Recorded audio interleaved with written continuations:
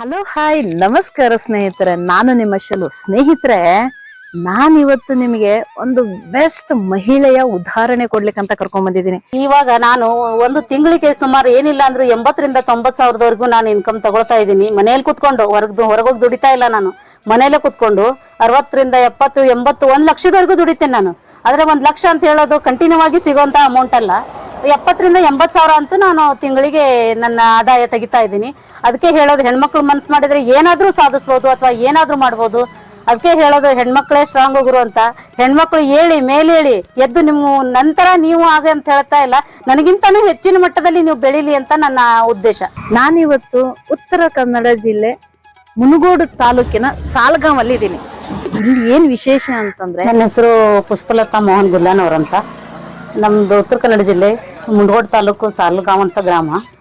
ಇಲ್ಲಿ ನಾನು ಮೊದಲು ರೊಟ್ಟಿ ಬಿಸ್ನೆಸ್ ಅನ್ನ ಮಾಡ್ತಾ ಇದ್ದೆ. ಸಣ್ಣ ಮಷಿನ್ ಹಾಕೊಂಡು ಸಣ್ಣದಾಗಿ ಒಂದು ಉದ್ಯೋಗ ಸ್ಟಾರ್ಟ್ ಮಾಡಿದೆ. ಅದು ನಂಗೆ ಬಿಸ್ನೆಸ್ ಇಂಪ್ರೂವ್ಮೆಂಟ್ ಆಗ್ತಾ ಆಗ್ತಾ ಮತ್ತೆ ಒಂದು ದೊಡ್ಡ ಮಷಿನ್ ಹಾಕೊಂಡಿದ್ದೀನಿ. ಅದ್ರ ಜೊತೆ ನಾನು ಬಟ್ಟೆ ಅಂಗಡಿ ನಡೆಸ್ತಾ ಇದ್ದೀನಿ. ಆಮೇಲೆ ಮನೆಯಲ್ಲೇನೆ ಅರಿಶಿನ ಮತ್ತು ಖಾರ ಎಲ್ಲ ರೆಡಿ ಮಾಡ್ತೀವಿ. ಇವಾಗ ಪೇಪರ್ ಪ್ಲೇಟ್ ಮಷಿನ್ ಹಾಕೊಂಡಿದೀವಿ. ಮತ್ತೆ ಈಗ ಸದ್ಯದಲ್ಲೇ ನನಗೆ ಸೋಲಾರ್ ಇದರಿಂದ ಲಾಡು ಮಷೀನು ಮತ್ತೆ ಚಕ್ಲಿ ಮಷೀನು ಬರ್ತಾ ಇದೆ ಇನ್ನೊಂದು 15 ದಿವಸದಲ್ಲಿ. ಅದ ನಂತರ ಮತ್ತೆ ನಾನು ಇನ್ನು ಮಲ್ಟಿ ಬಿಸ್ನೆಸ್ ಮಾಡ್ಬೇಕು ಅಂತ ನನ್ನ ಉದ್ದೇಶ. ಜೇನು ಸಾಕಾಣಿಕೆ ಮಾಡ್ತಾ ಇದೀವಿ. ಮಳೆಗಾಲದಲ್ಲಿ ನರ್ಸರಿ ಮಾಡಿ ಗಿಡಗಳನ್ನೆಲ್ಲ ನಾವೇ ಸ್ವತಃ ಬೆಳೆಸ್ತೀವಿ. ಇಷ್ಟು ನನ್ನ ದಿನಚರಿ. ಇಷ್ಟಗಳೇ ಜಾಸ್ತಿ ಹೋಗ್ತಾ ಇದೆ. ಸೊ ಇವೆಲ್ಲ ಮಾಡ್ಲಿಕ್ಕೆ ಎಷ್ಟು ಜನ ಸೇರಿ ಮಾಡ್ತೀರಾ ನೀವು? ಎಷ್ಟು ಜನ ಅಂದ್ರೆ ಕೆಲಸಗಳು ಜಾಸ್ತಿ ಇದ್ದಾಗ ನಾನು ಜನರನ್ನ ತಗೊಳ್ತೀನಿ. ಆ ನಂತರ ಮನೇಲಿ ನಾನು ಒಬ್ಳೆ ಮಾಡ್ಕೊಳ್ತೀನಿ.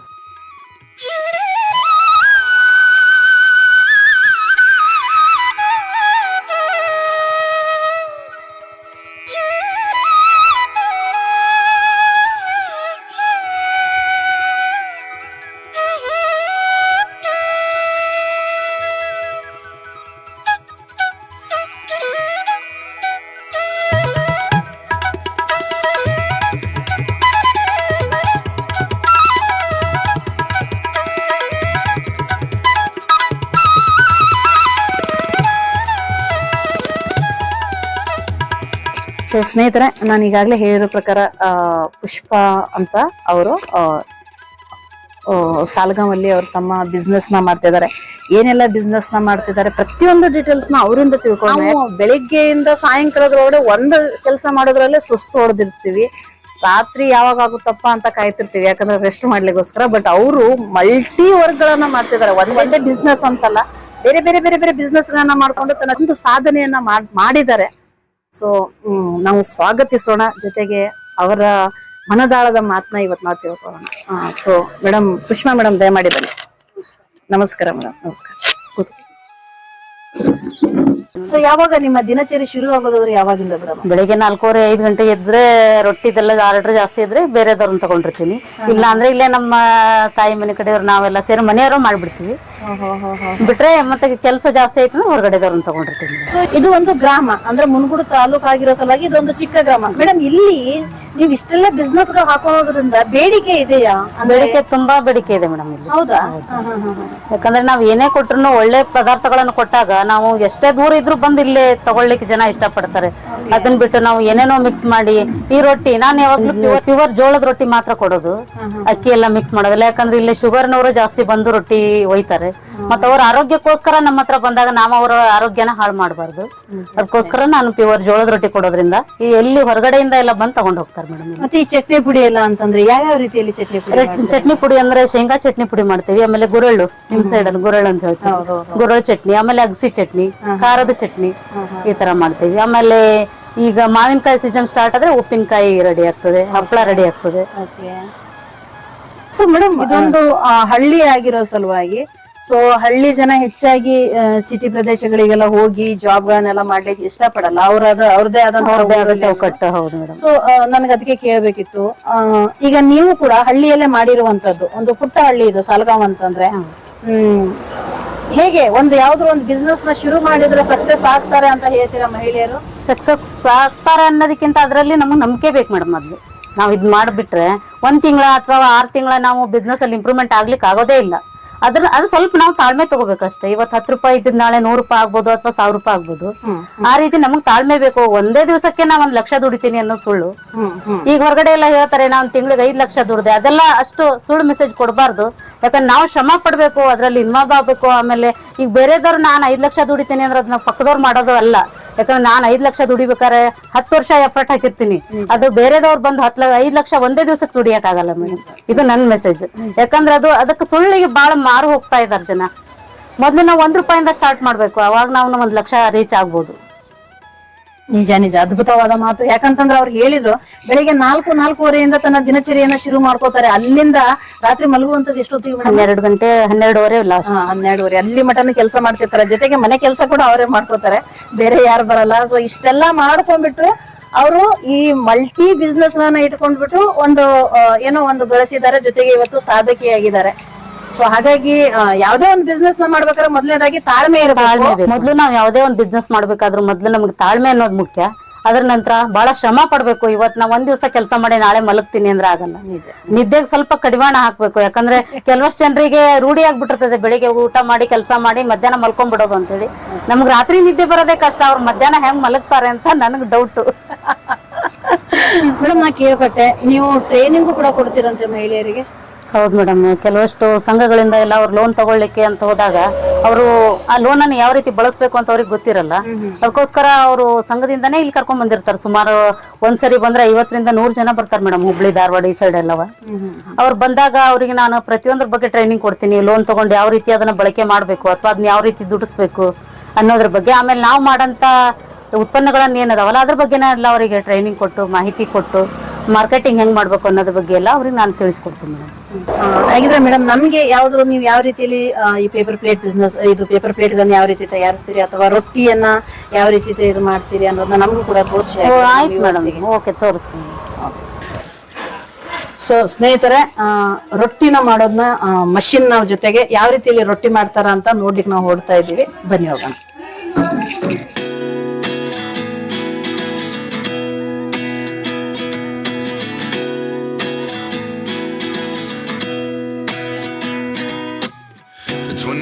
And I find myself wondering what did happen to the last 10. I ran away with my life, fast forward, never turn back again. It's kind of funny that the more we pass time, the more we need to set them rewind. And 19 was the year I had to leave you, but now I'm seeing all the signs. Madam, ಇದು ನಾವು ರೊಟ್ಟಿ ಮಾಡುವಂತ place. ಇದು ಹಿಟ್ಟು ಕಲಸೋ machine. ಇದು grinder. ಇದು ಮೊದ್ಲು ಹಿಟ್ಟು ಮುದ್ದೆ ಮಾಡ್ಕೊಳ್ತೀವಲ್ಲ, ಹಿಟ್ಟು ಬಿಸಿ ನೀರಲ್ಲಿ ಆತರ ಮಾಡ್ಕೊಂಡು ಒಣ ಹಿಟ್ಟು ಹಾಕಿ ಇದು ಮಿಕ್ಸಿಂಗ್ ಮಾಡ್ಕೊಳ್ಳೋದು.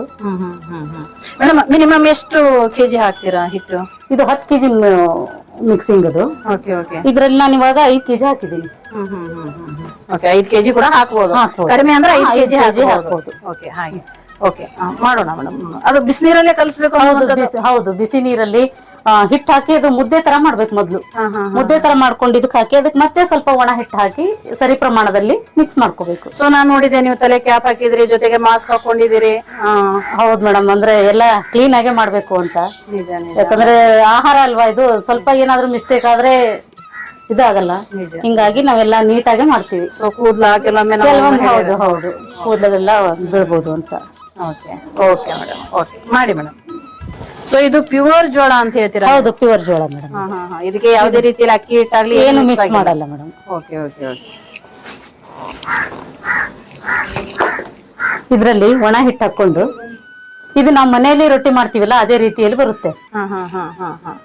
ಈ ಅಮ್ಮಂದ್ರು ರೊಟ್ಟಿ ಮಾಡ್ತಾರಲ್ಲ ಆ ರೀತಿ ರೊಟ್ಟಿ ಇದು. ಓಕೆ. ಸೊ ಇಲ್ಲಿ ಮೊದಲು ಒಣ ಹಿಟ್ಟು ಹಾಕೊಂಡು ಅದು ಕೆಳಗಡೆ ಅದು ಕೋಟಿಂಗ್ ಕೆಳಗಡೆ ಅಂಟ್ಕೋಬಾರ್ದು ಅಂತ.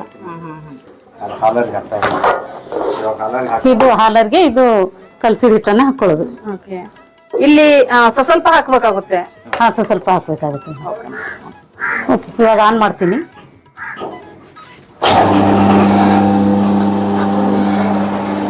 ಈಗ ಮೊದ್ಲೇ ನೀವು ಒಂದ್ 5 ವರ್ಷದ ಹಿಂದಿಂದ ರೊಟ್ಟಿ ಬಿಸ್ನೆಸ್ ನ ಶುರು ಮಾಡಿದ್ರಿ ಅಂತ ಹೇಳಿದ್ರಿ ಮೇಡಮ್. ಹೌದು. ಸೊ ಅವಾಗಿಂದ ಮಷೀನ್ ಅಲ್ಲೇ ರೊಟ್ಟಿಗಳನ್ನ ಮಾಡ್ತಿದ್ರ ಅಥವಾ ಕೈಯಿಂದ? ಮಷೀನ್ ಇಂದಾನೆ ಮೇಡಮ್. ಅದು ಇದು ಪ್ಯಾಡ್ಲ್ ಇರುತ್ತಲ್ಲ ಮೇಡಮ್, ಅದು ಅದರಿಂದ ಮಾಡ್ತಾ ಇದ್ವಿ. ಅದು ಆರ್ಡರ್ ಜಾಸ್ತಿ ಆದಂಗೆ ಇದನ್ನ ತಗೊಂಡ್ವಿ. ಆಮೇಲೆ ಈ ಮಷೀನ್ ತಗೊಂಡ್ವಿ. ಮಿನಿಮಮ್ ಒಂದು ತಾಸಿಗೆ ಎಷ್ಟು ರೊಟ್ಟಿ ಮಾಡ್ಬೋದು ಮೇಡಮ್ ಈ ಮಷೀನ್ ಅಲ್ಲಿ? ಇದು 1000ವರೆಗೂ ಮಾಡ್ಬೋದು ಮೇಡಮ್. ನಾವು 800ವರೆಗೂ ಮಾಡ್ತೀವಿ ಒಂದ್ ತಾಸಿಗೆ. ಮಾಡೋದು ಬೇಗ ಆಗತ್ ಮೇಡಮ್. ಬಟ್ ಇದು ಬೇಯಿಸೋದೇ ಲೇಟ್. ಬೇಯಿಸೋದು 1 ಅವರ್ಗೆ 100 ಮಾತ್ರ ಬೇಯಿಸ್ಬೋದು ಒಬ್ರು. ಸುಮಾರು 5-6 ಜನ ಬೇಕು ಮೇಡಮ್ ಇದನ್ನ ಬೇಯಿಸ್ಲಿಕ್ಕೆ. ಅಷ್ಟೇ. ಹೆವಿ ಆರ್ಡರ್ ಇದ್ದಾಗ ನಾವು ಅಷ್ಟು ಜನರನ್ನೇ ಕರ್ಕೊಳ್ತೀವಿ ಮೇಡಮ್.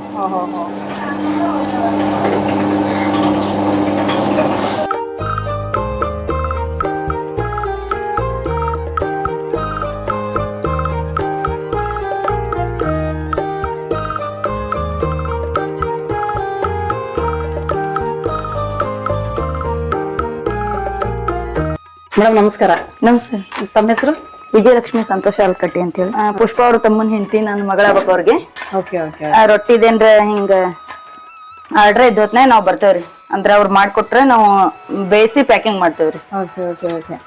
ಸೊ ಈ ರೊಟ್ಟಿಗಳಿಗೆ ನೀರೆಲ್ಲ ಹಚ್ಚಲ್ವಾ ಮೇಡಮ್ ನೀವು? ಇಲ್ಲ ಮೇಡಮ್. ಅಂದ್ರೆ ನಾವು ಫಸ್ಟ್ ಮುದ್ದೆ ತರ ಜಿಗಟ ತಿರ್ಕೊಂಡಿರ್ತೇವಲ್ರಿ, ಹೀಗಾಗಿ ಇದಕ್ಕ ಒಣ ಹಿಟ್ಟೆಲ್ಲ ಅಂಟ್ಕೊಂಡಿರಲ್ಲ ಅನ್ನೋ ಕಾರಣಕ್ಕೆ ಇದಕ್ಕೆ ನೀರೆಲ್ಲ ಹಚ್ಚಿ ಬೇಯಿಸೋದಿಲ್ರಿ. ಸೊ ನೀವು ನೋಡ್ಬೋದು ಸ್ನೇಹಿತರೆ, ಇಲ್ಲಿ ಜಾಸ್ತಿ ಹಿಟ್ಟೆಲ್ಲ ತಾಗಿರಲ್ಲ. ನಾವು ಮನೇಲಿ ಮಾಡಿದಾಗ ಜಾಸ್ತಿ ಹಿಟ್ಟು ತಾಕೊಂಡಿರುತ್ತೆ, ಬಟ್ ಹಿಟ್ಟು ತಾಗಿರಲ್ಲ. ಸೊ ಇದು ಆಗಿರುವಂತದ್ದು ನೋಡಿ, ಇಷ್ಟು ಆಗಿದೆ ಅಂದ್ರೆ ಇಂತ 10 ರೊಟ್ಟಿ ತಿಂದ್ರೆ ಸಾಲಲ್ಲ. ನಮ್ಗೆ ಹೇಗ್ ಬೇಕೋ ಹಾಗ ಅಡ್ಜಸ್ಟ್ ಮಾಡ್ಕೋಬಹುದು ಮೇಡಮ್. ನಮ್ ದಪ್ಪ ಬೇಕಿದ್ರೆ ದಪ್ಪ ಕೂಡ ಮಾಡ್ಕೋಬಹುದು, ಸೈಜ್ ಅಲ್ಲೂ ಕೂಡ ಹೆಚ್ಚು ಕಮ್ಮಿ ಮಾಡ್ಕೋಬಹುದು. ಸೈಜ್ ಇಲ್ಲ ಮೇಡಮ್, ನಾವು ತಗೊಳ್ಳುವಾಗ ಮಷಿನ್ ನಾವ್ ಈ ತರ ರೊಟ್ಟಿ ಸೈಜ್ ಬೇಕನ್ನೋದಕ್ಕ ದೊಡ್ಡ ಸೈಜ್ ತಗೊಂಡಿರೋದು. ದಪ್ಪ ತೆಳುವಷ್ಟೇ ಮಾಡ್ಕೋಬಹುದು ಇದ್ರೊಳಗ. ನಮಗ ರೋಸ್ಟ್ ಬೇಡ ಅಂತಂದ್ರೆ ಮೆತ್ತಗ ಬೇಕ ರೊಟ್ಟಿ ಅಂತಂದ್ರೆ ದಪ್ಪ ಮಾಡ್ಕೋಬಹುದು ಅದ್ರೊಳಗೆ. ಇವಾಗ ಎಲ್ಲರೂ ರೋಸ್ಟ್ ಇರೋದ್ ರೊಟ್ಟಿ ಕೇಳ್ತಾರ ಅನ್ನೋದಕ್ಕೆ ನಾವು ತೆಳುವಾಗಿ ಮಾಡ್ಕೊಂಡಿವಿ.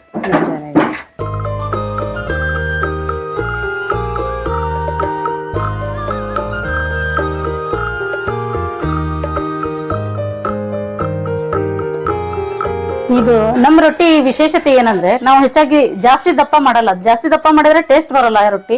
ಆಮೇಲೆ ಒಂಥರ ತಿನ್ನುವಾಗನು ಗಟ್ಟಿ ಗಟ್ಟಿ ಅನಿಸ್ತತಿ. ಈ ತೆಳುವಾಗಿದ್ರೆ ಹಪ್ಪಳ ತರ ಇರುತ್ತೆ. ಮತ್ ಈ ರೊಟ್ಟಿನ ಹೆಚ್ಚಾಗಿ ಈಗ ಹಪ್ಪಳ ಕರಿತಾರಲ್ಲ, ಡೀಪ್ ಫ್ರೈ ಮಾಡ್ತಾರ, ಆ ತರ ಫ್ರೈ ಮಾಡ್ಕೊಂಡು ತಿಂತಾ ಇದಾರೆ ಇವಾಗ ರೊಟ್ಟಿ. ಅದು ತುಂಬಾ ಟೇಸ್ಟ್ ಆಗಿರುತ್ತೆ. ಈಗ ನಿಮಗ್ ಟೇಸ್ಟ್ ಕೊಡ್ತೀನಿ ಅದನ್ನ ಆ ತರ ಮಾಡಿ. ಶ್ರೀ ಸಾಯಿ ಜೋಳದ ರೊಟ್ಟಿ ತಯಾರಿಕೆ ಮತ್ತು ಆಹಾರ ಸಂಸ್ಕರಣಾ ಘಟಕ ಅಂತ ಹಾಕಿದ್ದಾರೆ.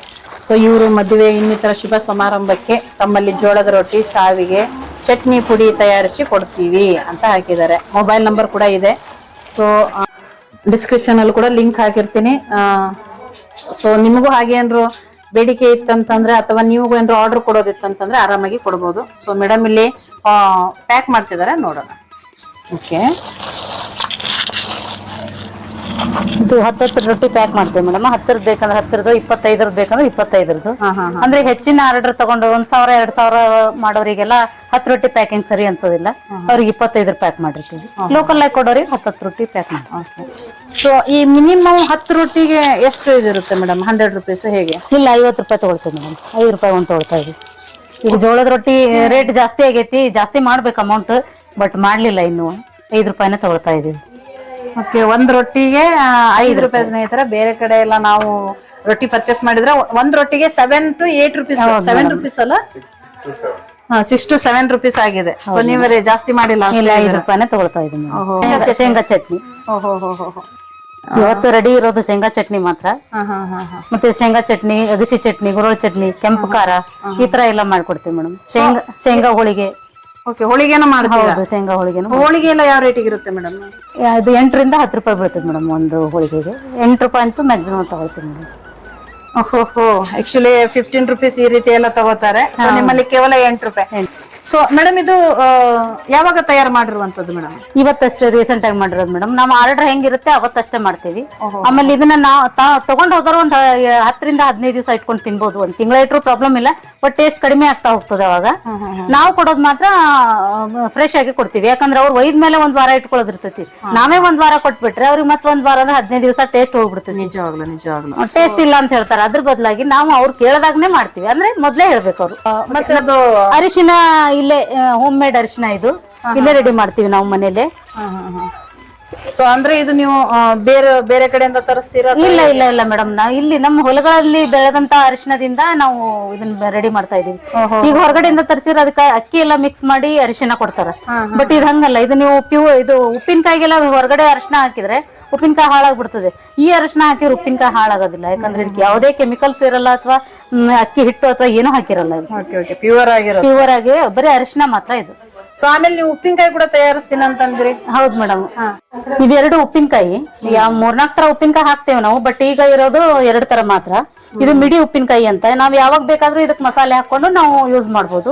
ಇದು ಆಲ್ರೆಡಿ ಕಟ್ ಮಾಡಿ ಮೊದ್ಲೇನೆ ಮಸಾಲೆ ಹಾಕಿ ಮಾಡಿರುವಂತ ಉಪ್ಪಿನಕಾಯಿ. ಸೊ ಇದಕ್ಕೆ ಮಸಾಲೆ ಅಂತಂದ್ರೆ ಏನೆಲ್ಲ ಮಸಾಲೆ ಹಾಕ್ತೀರಾ ಮೇಡಮ್ ನೀವು? ಮಸಾಲೆ ಅಂತಂದ್ರೆ ಮೇಡಮ್ ಅರಿಶಿಣ ಮತ್ತೆ ಖಾರ, ಆಮೇಲೆ ಸಾಸಿವೆ ಪುಡಿ, ಅದ್ರ ನಂತರ ಉಪ್ಪು, ಆ ರೀತಿ ಎಲ್ಲ ಹಾಕಿ ಇದು ಬೆಳ್ಳುಳ್ಳಿ ಮತ್ತೆ ಕರಿಬೇವು ಇದೆಲ್ಲ ಹಾಕಿ ಮಸಾಲೆ ರೆಡಿ ಮಾಡ್ತೀವಿ. ಎಷ್ಟು ವರ್ಷಗಟ್ಲೆ?